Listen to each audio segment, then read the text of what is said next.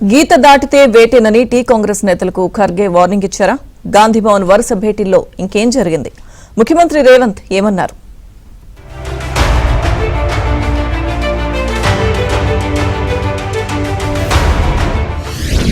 వాడివేడిగా tea Congress సమావేశాలు.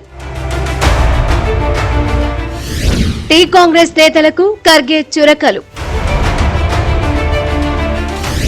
పదవులపై clarity. AICC అధ్యక్షుడు ఖర్గేతో గాంధీభవన్లో tea Congress నేతలు వరుసగా భేటీ అయ్యారు. మొదట టీ కాంగ్రెస్ రాజకీయ వ్యవహారాల కమిటీ భేటీ, ఆ తర్వాత టీపీసీసీ విస్తృత స్థాయి సమావేశం జరిగింది. ఖర్గేతో పాటు KC Venugopal, CM Revanth Reddy, incharge Meenakshi Natarajan, TPCC అధ్యక్షుడు మహేష్ కుమార్ గౌడ్, మంత్రులు, పార్టీ సీనియర్ నేతలు ఈ సమావేశాల్లో పాల్గొన్నారు. రెండు సమావేశాల్లోనూ పార్టీ నేతలకు ఖర్గే చురకలంటించారు. ఒకరిపై ఒకరు ఆరోపణలు చేసుకోవడం మానేయాలని, మరో 10 ఏళ్లు తెలంగాణలో అధికారం ఉండేలా పనిచేయాలని సూచించారు. పార్టీ ప్రభుత్వంలోని అన్ని పదవులను ఈ నెల 30 లోపు భర్తీ చేయాలని టీపీసీసీ చీఫ్ మహేష్ గౌడ్ ను ఖర్గే ఆదేశించారు. గీత దాటితే వేటు తప్పదంటూ ఖర్గే హెచ్చరించారు. మరోవైపు జిల్లా ఇన్ఛార్జ్ మంత్రుల పనితీరుపై సీఎం రేవంత్ అసహనం వ్యక్తం చేశారు. పార్టీలో ప్రభుత్వంలో పదవుల భర్తీకి ఆశావహుల జాబితా సిద్ధం చేయాలని ఆదేశించినా ఇంతవరకు ఇవ్వలేదని, ఇన్ఛార్జ్ మంత్రుల కారణంగానే పదవుల భర్తీ ఆగిపోయిందని సీఎం రేవంత్ అన్నారు.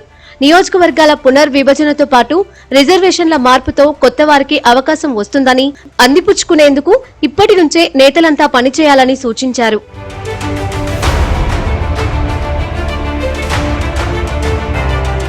కొంతమంది నేతలు అత్యుత్సాహం ప్రదర్శిస్తున్నారని కేసీ వేణుగోపాల్ ఆగ్రహం వ్యక్తం చేశారు. గ్రూప్ రాజకీయాలు చేస్తే సహించేదే లేదని, అలాంటి నేతలను పట్టించుకునేదే లేదని స్పష్టం చేశారు. పాత కొత్త నేతల మధ్య సమన్వయం లేదని ఖర్గే దృష్టికి సీనియర్ నేత వీహెచ్ తీసుకొచ్చారు.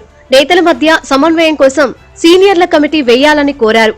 యాదవ్లకు కాంగ్రెస్ ఇంకా ప్రాధాన్యం ఇవ్వాలని, తాను మంత్రి కావాల్సి ఉన్నా కాలేకపోయానని చెబుతుండగా మరో నేత లేచి అంజన్ కుమారుడు అనిల్ కు రాజ్యసభ ఇచ్చారని అన్నారట.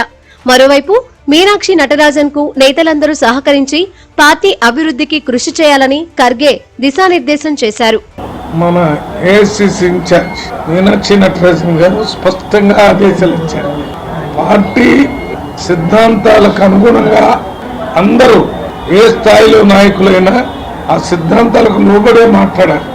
మీడియా పోయి మాట్లాడటం కానీ, లేక పేపర్లో స్టేట్మెంట్ ఇవ్వటం కానీ అది చేసుకోకుండా, ఒకవేళ ఎవరికైనా సమస్యలు ఉంటే ఆ జిల్లా అధ్యక్షుడికి, అక్కడ కూడా కుదరకపోతే రాష్ట్ర అధ్యక్షుడు, అది కూడా కాకపోతే ఇన్ఛార్జి మీనాక్షి నటరాజన్ గారికి, అది కాకపోతే ఏఐసీసీ అధ్యక్షులు, వీళ్ళందరితో మాట్లాడుకుని చెప్పేటటువంటి స్వేచ్ఛ ఉంది కాబట్టి దాన్ని ఉపయోగించుకోవాలి తప్ప ఎవరు కూడా మీడియాకు పోయి మాట్లాడితే దాని ద్వారా కాంగ్రెస్ పార్టీకి నష్టం జరుగుతుంది, వ్యక్తులు కూడా నష్టం జరుగుతుంది.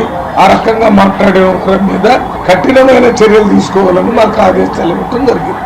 మొత్తంగా ఏఐసీసీ పెద్దల హెచ్చరికలు టీ కాంగ్రెస్ నేతల చెవికి ఎక్కుతాయో లేదో చూడాలి.